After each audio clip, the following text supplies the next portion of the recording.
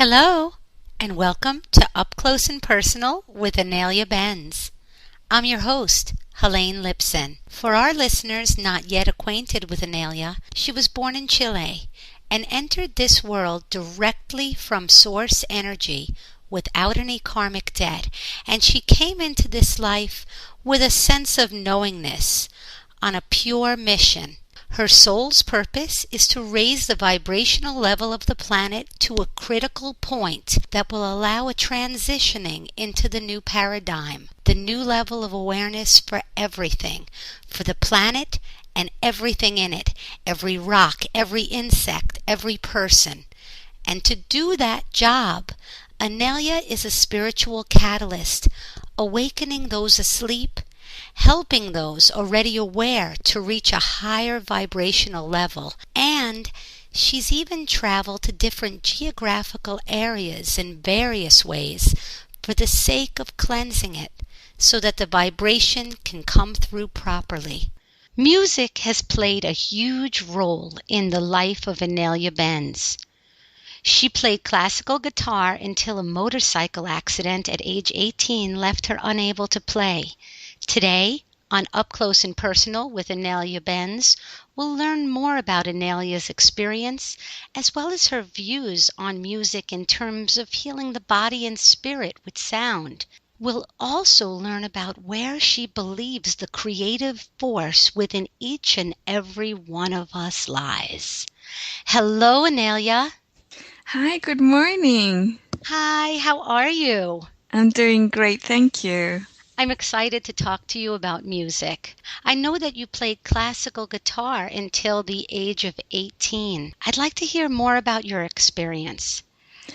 Yeah, music was always really important in our lives, in the family. When I was very young, even before I think even as a toddler, my father would often play classical music in the house with his record players. And he had learned how to play the piano as well.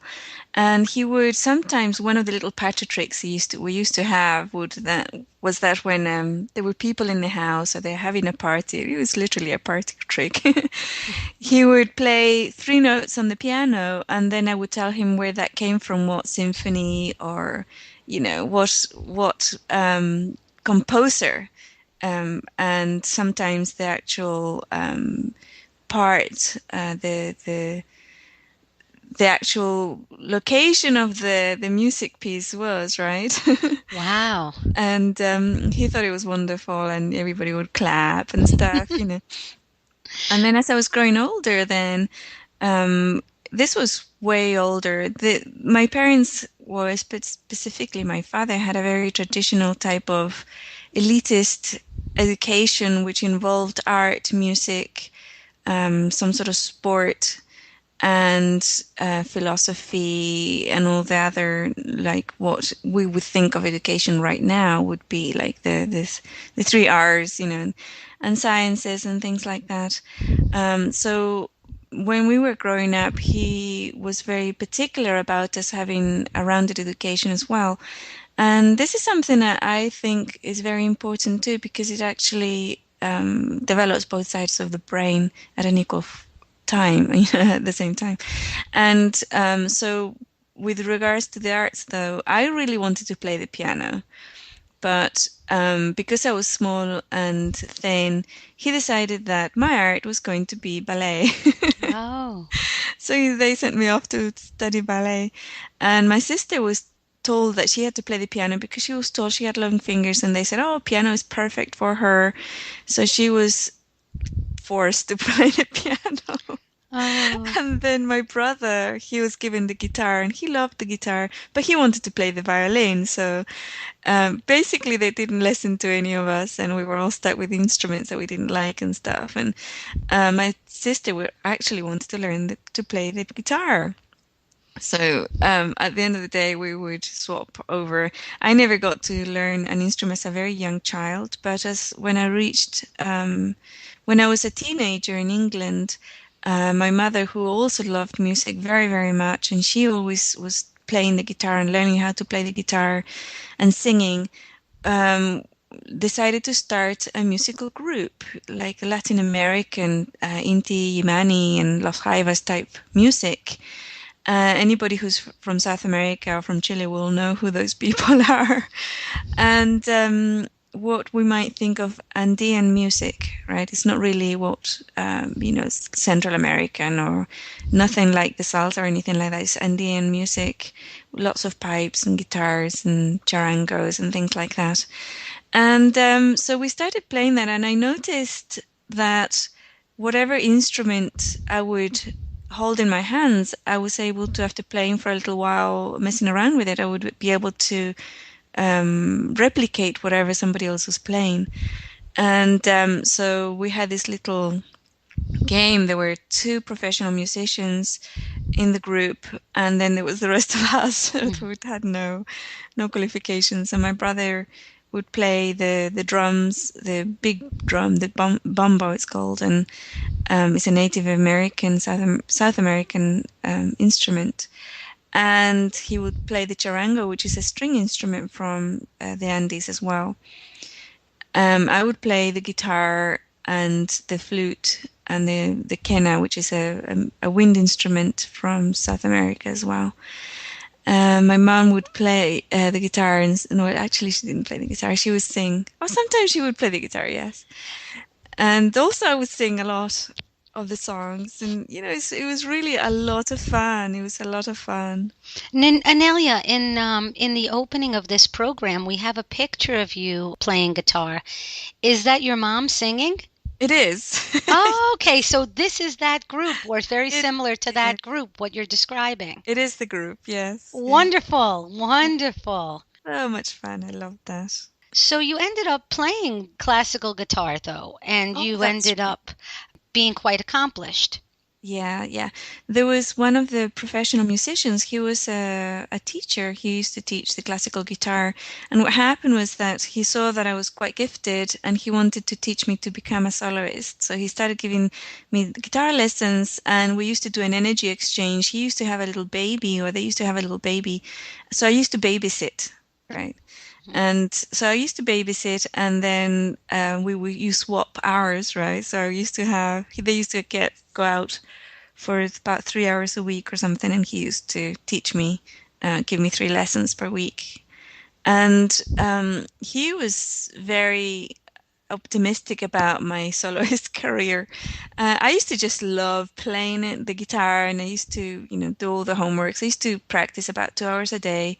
When you're really training like that, you need to do at least 2 hours every day. Unless, if it's just a casual training, you don't. But if you're training to be a professional, you need to do that.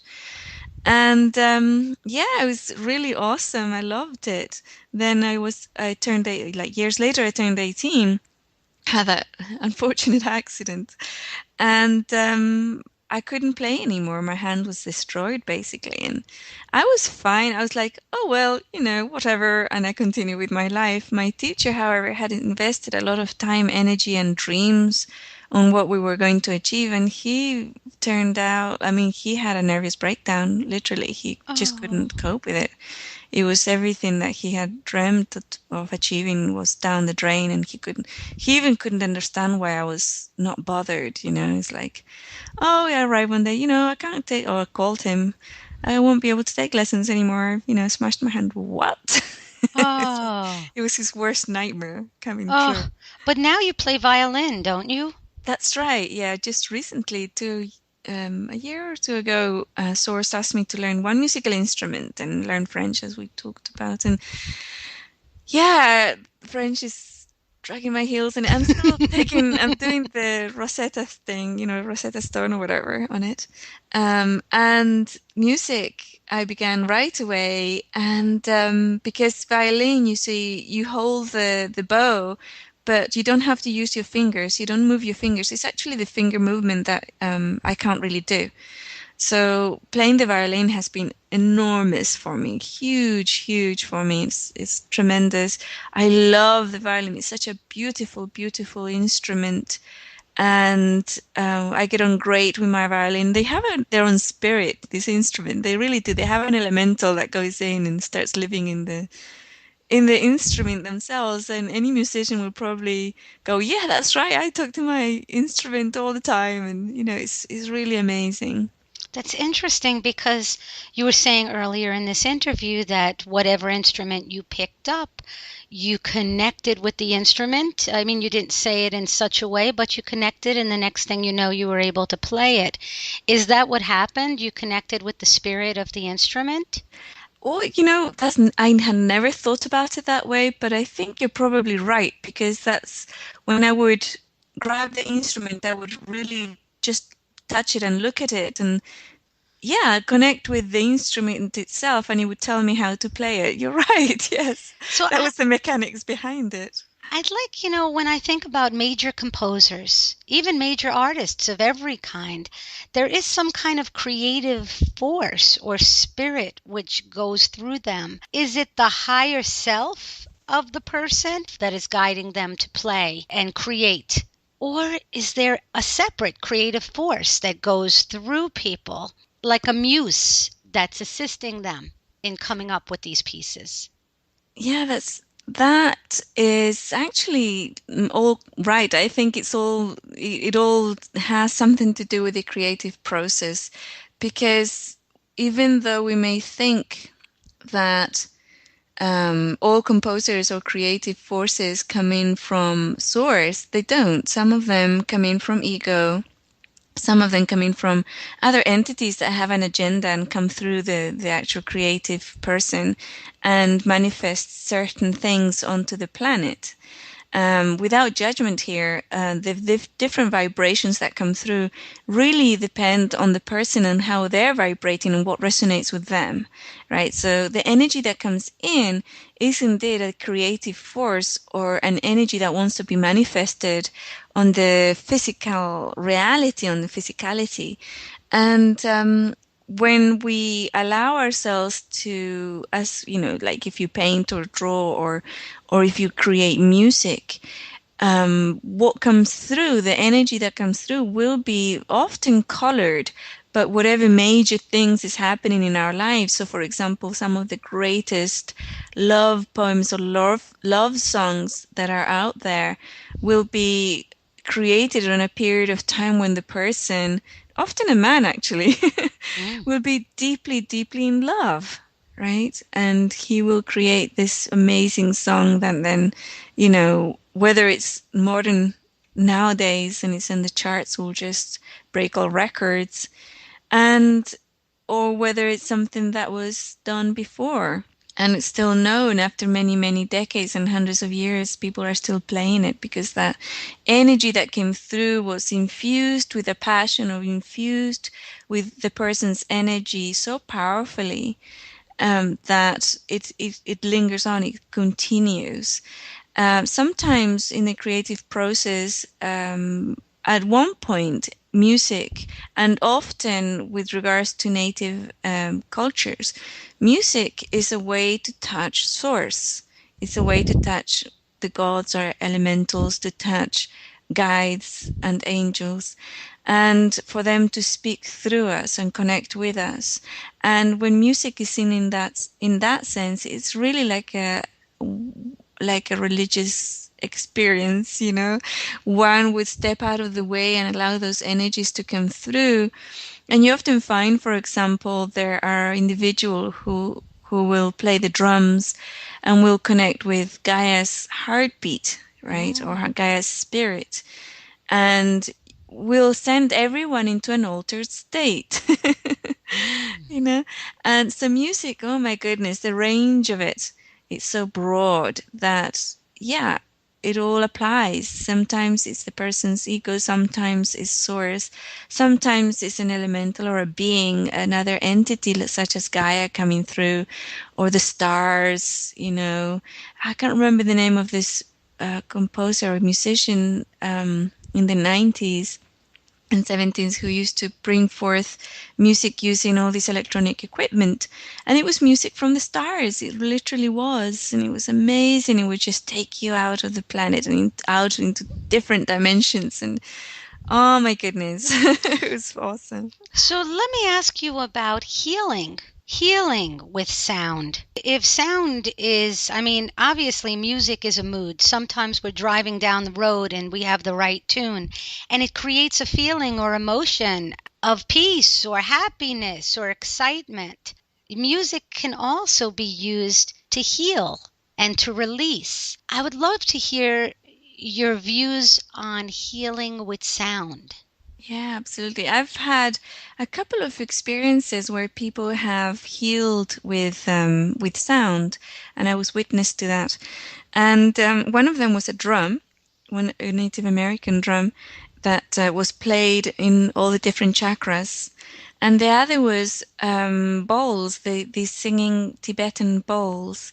And this particular person who did the bowls, he had the room all set up and everything, and he would bring the person in, and then he would literally start playing, but he would move out of the way, and he would bring in a different dimension, what we might call the fifth dimension or the fourth dimension. It was just, he created or brought forth through vibration, through these instruments, and his voice, he brought in the vibration of these other dimensions where, of course, the person would be there and would have the capacity to heal their body, their own body. Because, of course, as the more subtle dimensions, we can heal ourselves much easier, in a much easier way, through intention or through our own manifestation. So definitely, I do believe that works because I've seen it work a couple of times. So, yeah. Well, music has an energy to it as well. Like sometimes I listen to, well, I don't listen to rap, but I hear in rap sometimes the lyrics and the music is very negative, talking about negative experiences, angry experiences. And then I've also heard the highest of dimensional music that actually lifts you into other realms. And so my question for you is, what is the highest vibrational instrument, or what type of music actually can lift somebody the highest? I think that it's not about an instrument or type of music, because there are a couple of rap musicians that are extremely positive and really awakening the masses right now with their lyrics and their music. Right. So I think that any music, any type of instrument can be used by the individual if the individual has an intention to awaken, an intention to bring forth a really high vibrational force. He or she can really use any medium, any type of music, any instrument to do that. It's about the individual. Well, on a closing note, Inelia, what is your favorite music? What musicians, what singers, what type of music makes your heart sing?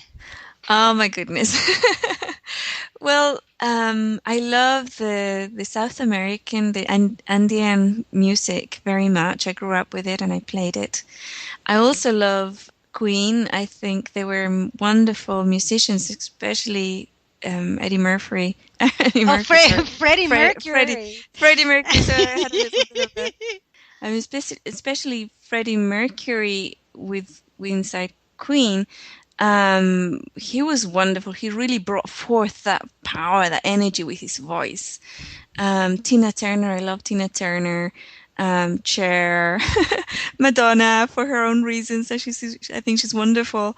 She's really used the system to create something for herself, and even though her music is is used very much, in a sense to put people in the very low vibrational level sometimes, she's actually very good at it.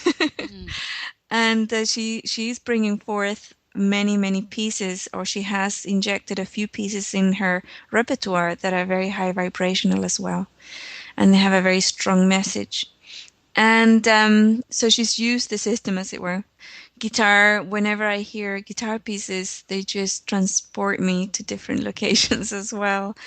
The violin, of course, Beethoven, Mozart, oh my goodness, so many of the classical and romantic composers. Their music is just out of this world.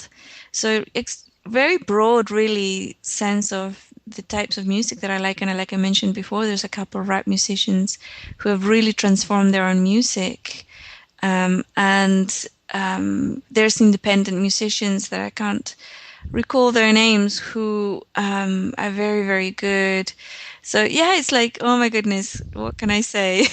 Oh, well, thank you so much. Thank you so much for sharing with us. I look forward to seeing you next week. Until we meet again, to all of our listeners, we send you love, light, and blessings to all. Namaste.